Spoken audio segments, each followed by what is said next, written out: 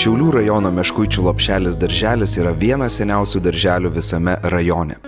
Nesenai savo veiklos 50-metį atšventęs Lopšelis darželis ir toliau tęsia savo veiklą, bei yra moderni, tautos tradicijas ir vaikų sveikatą sauganti, atvira bei turinti jaukią ir vaiko poreikius tenkinančią aplinką švietimo įstaigą. Meškuičių Lopšelio darželio kolektyvas dar balandžio mėnesį pateikė projekto paraišką į paramos programą Geri darbai, o gegužės mėnesį su visų palaikymu nugalėjo balsavime bei gavo 1500 eurų finansavimą projektui Saugi erdvė mažųjų kūrybai, aktyvumui, pažinimui.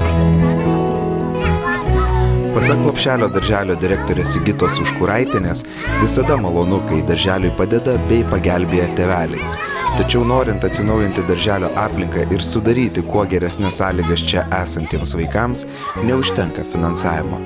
Tad tenka ieškoti rėmėjų pagalbos. Ir vieni iš jų – paramos programa Geri darbai. Paramos programos dėka buvo atnaujinta sena darželio tvora, kuri buvo visiškai nesaugi, bei žaidimų aikštelė.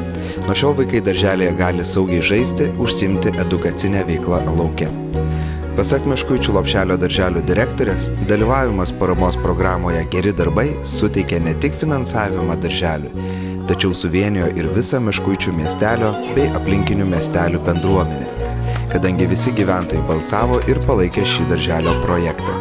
Kiekvienas Meškuičių miestelio gyventojas skatino savo draugus, giminės, pažįstamus palaikyti ir balsuoti už Šiaulių rajono Meškuičių Lopšelio darželio projektą Saugi erdvė mažųjų kūrybai, aktyvumui, pažinimui. Šiaulių rajono Meškuičių Lopšelis darželis sustoti neketina ir jau planuoja įvairiausias ateities veiklas. Mums reikalingi ir takai nauji, jie jau irgi kaip ir nebesaugus, tai dabar kol kas planuojame kažkaip tai savomis lėšomis, savivaldybės kiek skirta, kažkiek pasiremontuoti, o paskui galbūt ir tokius rimtesnius pasidaryti.